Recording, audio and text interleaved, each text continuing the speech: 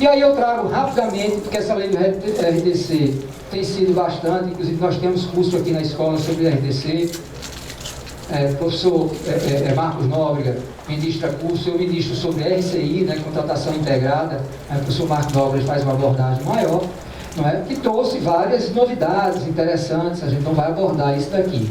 Mas ele explicita a eficiência entre seus princípios, ele traz entre seus objetivos a ampliação da eficiência nas contratações, tem como uma dessas diretrizes a busca da maior vantagem para a administração pública e apresenta explicitamente, é a primeira vez que uma lei aplicada a licitações e contratos traz efetivamente,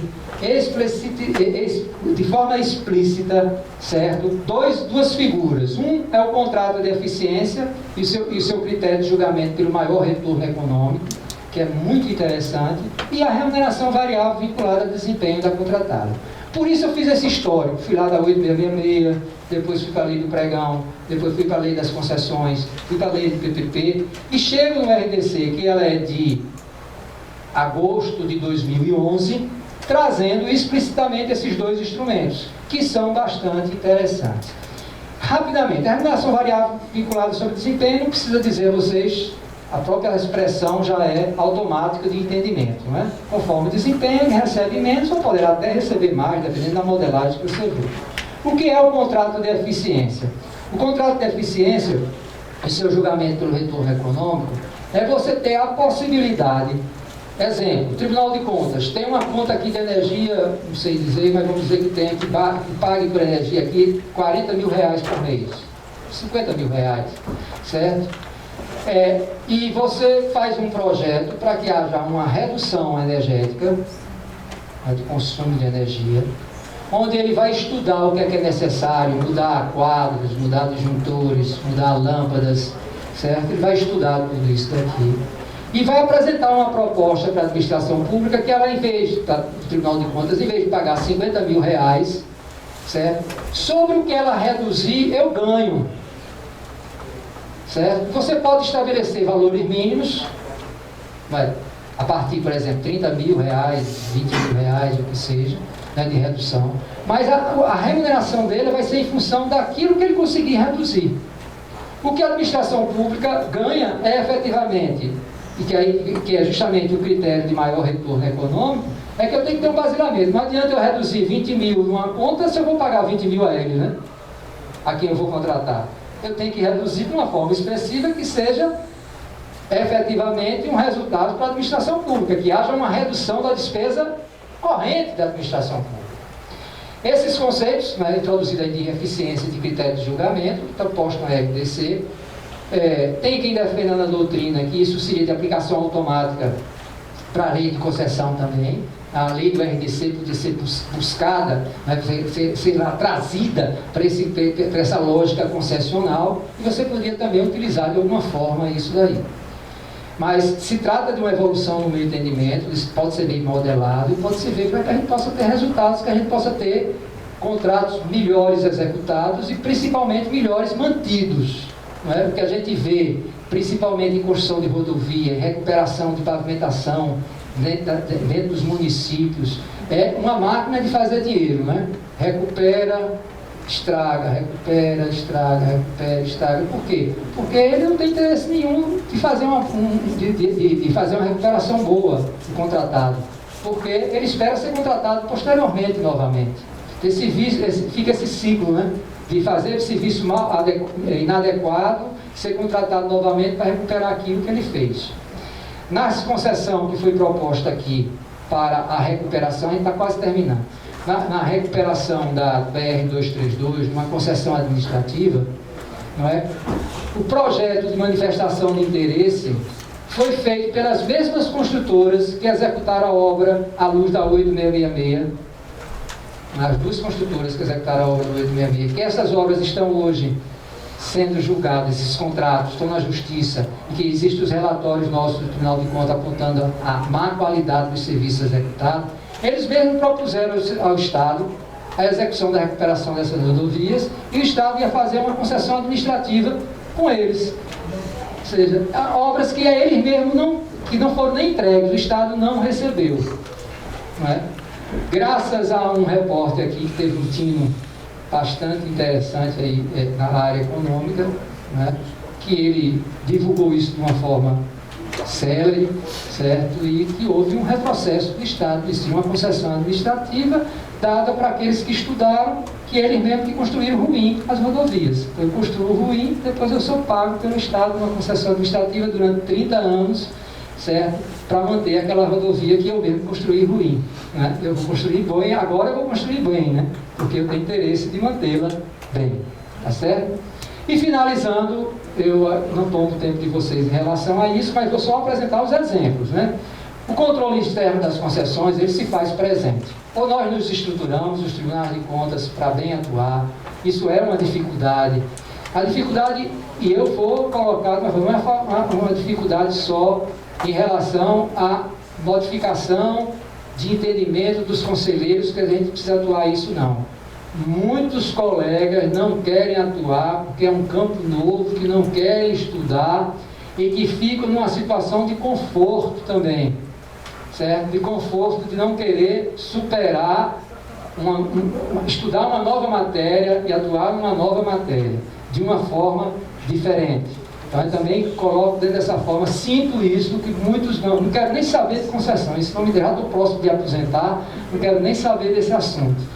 Aí tem que mudar isso daí, né? Todo mundo precisa mudar isso daí para que possa melhor atuar. E para que a gente possa melhor atuar, o primeiro ponto é ter uma norma interna do Tribunal de Contas, e que nós conseguimos depois de um longo tempo aqui no Tribunal. Eu vinha pedindo já há bastante tempo, mas só conseguimos em outubro, 30 de outubro de 2013, que é a Resolução 11 de 2013 nossa, certo? Que ela teve como base, primeiro, só contando a história, nós temos uma Instrução Normativa 27, né, isso está no caderno, que trata dos processos de desestatização lá do TCU, ela é de dezembro de 98, e que ela compreende as privatizações, as concessões, as permissões e autorizações de serviço público. Tá certo? Depois eu tenho uma Instrução Normativa 46, que é aplicada às concessões de rodovias, não é? Tanto aquelas que estão delegadas, que são da atribuição da União, como aquelas delegadas aos entes federativos. Essa Instrução Normativa, ela abrange, ou seja, a partir do momento em que a União delegou uma rodovia ao Estado, o TCU disse, eu também tenho que ver isso daqui. Era o caso da BR-232. Apesar de que era só ainda era uma consulta pública, aí iria passar pelo crivo do TCU também, porque ela é uma rodovia federal, ela não foi estadualizada, ela foi delegada ao Estado por um determinado período, certo? E temos a 52, que trata especificamente das PPPs, só patrocinada e só administrativa. Nós preferimos fazer um pouco diferente. Nós colocamos numa única resolução, não é, as concessões comuns, patrocinadas e administrativas, certo? E é a nossa resolução 11, que eu já tinha adiantado aí, de outubro, 30 de outubro de 2013. Ela contém 3 capítulos que tratam as disposições preliminares, o controle das concessões e as disposições finais e transitórias. E divide a atuação nossa em 4 etapas. A etapa de planejamento, que é anterior, certo? E que é onde muitas licitações não seguem à frente. Ou seja, você chega, o auditor vai analisar e mostra as fragilidades dos estudos. Depois vem na fase de licitação, isso de uma forma instante de análise, né? Eu vou analisar dentro daquele teu planejamento. Se tem um prazo de 90 dias, não é, para que ele só pode publicar o edital, depois de 90 dias de que ele manda essa documentação completa para o Tribunal de Contas do Estado de Pernambuco. Não é? Então, a gente tem que entender que ela está completa, que a gente vai analisar, vai apontar fragilidade se houver ou não, mas ele tem um prazo de 90 dias para poder publicar o edital. Tem na etapa de licitação, na formalização do contrato e na execução contratual. Ok? E é muito parecida, a TCE de Minas Gerais também tem uma resolução, eu não me lembro exatamente o número, mas que nós seguimos também no modelo. O TCE de Goiás também foi utilizado, não é? Também como referência. E temos uma antiga ainda, que está precisando, a data está errada, é 2001, que disciplina a fiscalização dos processos de digitalização e reforma estatal, seria similar a 27, à instrução normativa. Já agradecendo, mas mesmo assim, com 5 minutos eu mostro os slides dos exemplos, é importante a gente ver esses exemplos. Mas agradeço ao IRB, ao conselheiro Sebastião Reverso, à Escola de Contas, o conselheiro disse eu não está, nem Bernon, mas agradeço a Carlos Maciel ali, agradeço à Escola de Contas, mais essa oportunidade, ao TCE, o conselheiro Valdeci Pascoal, essa oportunidade de expressão, né, essa liberdade de falar. Ninguém me censurou em momento nenhum antes, ninguém procurou saber o que é que eu ia dizer ou não ia dizer, isso é muito importante. Tenho que elogiar, né, porque essa liberdade de expressão se fez presente, né? Ninguém procurou saber o que é que eu ia apresentar, tá certo? O interesse e a participação de vocês, né, tá aí meu telefone e meu e-mail, já que está sendo gravado, né? Alguns já me conhecem, porque no ano passado, alguns dos outros tribunais de contas, nós promovemos um evento aqui, que foi promovido pioneiramente pelo TCE de Minas Gerais, em 2013. É o primeiro encontro nacional de auditoria de PPPs. Nós realizamos o segundo e precisamos de candidato para o terceiro, para se realizar esse ano, conselheiro.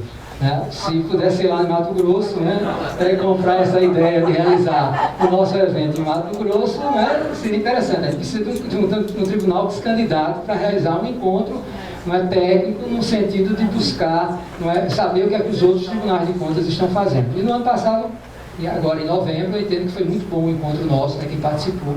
Sempre ouvi muitos elogios, foi coordenado por mim e por Fernando Arthur, pela Escola de Contas, e foi muito elogiado. Tá certo?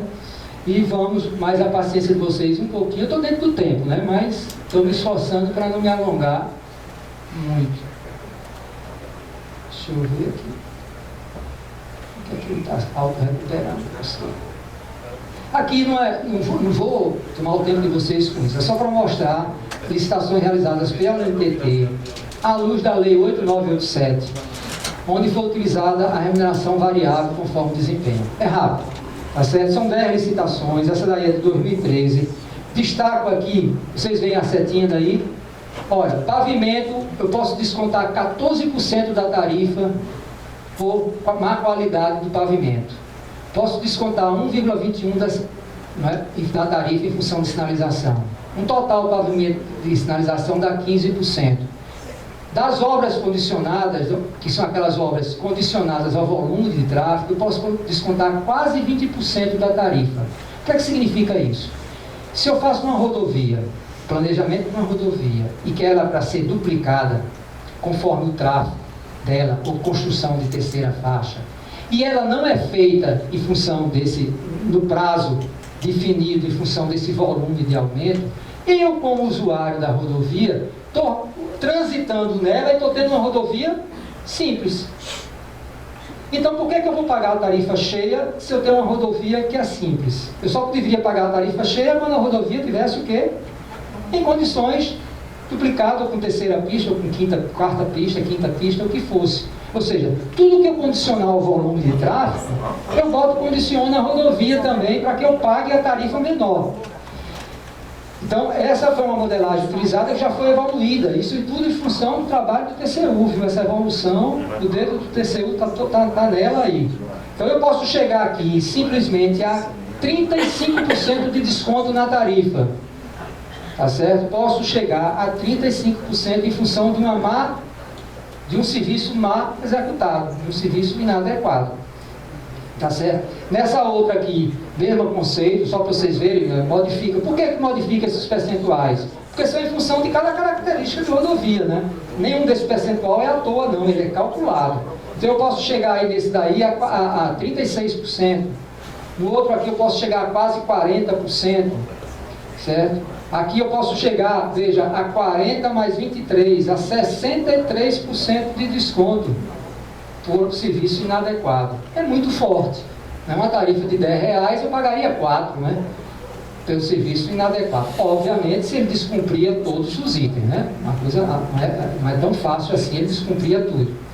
Isso é uma determinada etapa. Quando eu chego em outra etapa, a forma de cálculo é diferente. Eu já posso reduzir aqui do pavimento de sinalização 18%, e os outros índices de desempenho, isso tudo são índices de desempenho, né? Estou falando aqui. Eu vou fazer em função daquilo que não está cumprido naquele trecho. Então ele é calculado por quilômetro, por unidade de obra não realizada. Então eu posso subir aí bastante na redução da tarifa. Essa mesma modelagem foi utilizada aqui nesse lote 4, né?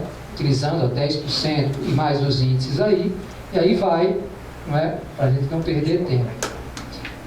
Só lembrando, que eu não destaquei, eu tenho até a possibilidade de redução de tarifa pela não disponibilidade de faixa em função da manutenção de serviços realizados fora do horário. Para nós que usamos uma rodovia, isso é muito importante dentro do conceito, uma mudança de conceito. Os serviços de recuperação rodoviária de uma rodovia deviam ser feitos aonde? À noite, né? Tem menor volume de tráfego, não é isso? Se ele não me recupera de um determinado tempo, eu como usuário de rodovia estou sendo bem prejudicado, porque eu estou tendo uma rodovia com uma faixa interrompida, não é isso? Então, quanto mais tempo ele levar para recuperar um trecho, a tarifa cai. Porque uma rodovia, eu só deveria pagar a tarifa cheia da rodovia quando ela estivesse nas condições de uso perfeitas para mim. Se a rodovia está com uma faixa interditada e ela permanece um tempo interditado muito maior do que o previsto, a redução deveria ir direto para onde? A tarifa. Então eu tenho essa possibilidade, não trouxe no slide aqui. Também com interferência do TCU em vários momentos aí. No governo da Bahia, trago um exemplo aí, eu posso chegar a 43% de redução, a BA 093 lá na Bahia, não é? De redução de tarifa. E aqui em Pernambuco, não é? Tem uma licitação que é a concessão patrocinada do sistema Paiva. Eu posso ter uma redução em relação a um grupo operacional de 6,45%, mas a redução é só na contraprestação. Estão vendo aqui os 6,45%, item de sinalização, os índices de irregularidade de superfície, de drenagem, buracos e panelas, mas só na contraprestação. No grupo ambiental, 2,15%, no grupo social, 1,75%, no grupo financeiro, 1,75%. Isso, no final da história, como a contraprestação é uma parte, e que o fluxo de veículos foi muito maior do que o estimado, graças a Deus, né? Tinha sido muito maior, não é? Significa que, na prática, isso não representa nem 1% da redução da tarifa. Ou seja, eles só estão sorrindo, né? Tem uma redução aí teórica, atendendo a princípios, ao que a doutrina hoje toda econômica de regulação põe, mas no final da história, na prática, isso não está representando nenhum por cento. E encerramos por aqui. Tá certo? Não vou mostrar mais outro exemplo. Aqui fica lá. Abro as perguntas, né? Se ainda tem alguém que queira fazer alguma pergunta pelo horário.